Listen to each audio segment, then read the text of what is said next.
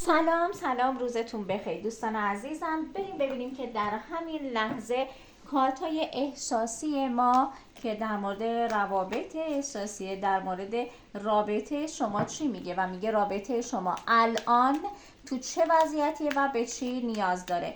بین عدد 1 و 2 یک عدد رو انتخاب کنید. عدد 1 ببینیم که چی نشون میده.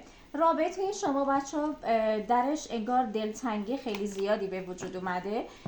اشتیاق و دیدار برای توی رابطه شما انگار خیلی پررنگه و لازمه که این اتفاق بیفته. اجازه ندید سردی توی رابطه شما به وجود بیاد. اگه قهری سمتش برو و باهاش آشتی کن، چون به شدت دلتنگت شده. اگرم آشتی هستید حتما یک موقعیت عاطفی رو یا یک دیدار رو برای رابطتون به وجود بیار. دوستان عزیزی که عدد 2 رو انتخاب کردن، برای شما داره نشون میده که طرف مقابل دنبال اینه که بهترین تصمیم رو بگیره و میخواد انتخاب کنه و برای همین احتمال داره که احتیاج به فکر کردن داشته باشه و پشت درهای بسته تصمیم داشته باشه که انتخاب بکنه. اما این تصمیمی که ایشون میگیره تصمیم بسیار عالی و بسیار خوبی برای رابطه شماست. روز بخیر، خدا نگهدار.